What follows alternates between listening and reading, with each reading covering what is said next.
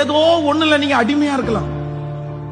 கர்த்தர் பல வருஷமா உங்களிடத்துல சொல்லிட்டு இருக்கலாம், பல மாதங்களா உங்கள்கிட்ட சொல்லிட்டு இருக்கலாம், இதை விட்டுருமா, இது உனக்கு சரியாகாது, இது விட்டுருப்பா, இது உன்னுடைய என்னுடைய சித்தம் இல்ல, இந்த காரியத்தை நீ விட்டுரு, இந்த காரியம் உன்னை அழிச்சிரும், இந்த காரியம் உன்னுடைய கிருபைகள் எல்லாம் உன்னை விட்டு எடுத்துரும், இந்த காரியத்தோட நீ வாழாத, நீ ஸ்பெஷலா அழைக்கப்பட்ட ஒரு தேவனுடைய பிள்ளை, உன்னை தாயின் கருவில் உருவாகும் முன்னே நான் தெரிந்து கொண்டேன், அதுக்காக தான் இந்த திருச்சபையில் நான் உன்னை வச்சிருக்கிறேன், அதுக்காக தான் உனக்கு ரட்சிப்பு கொடுத்துறேன், நீ விட்டுரு விட்டுரு விட்டுருன்னு சொல்லி இந்த திருச்சபைக்கு நீங்க வந்த நாள் முதற்கொண்டே ஆண்டவர் பேசிக் கொண்டிருக்கலாம்.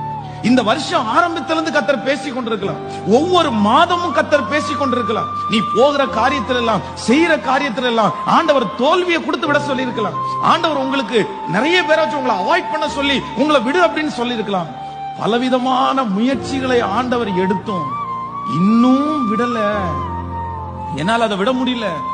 நான் விடலன்னு வந்திருக்கிற தம்பிக்கு தங்கச்சிக்கு இன்னைக்கு சொல்ற ஆலோசனை என்ன தெரியுமா?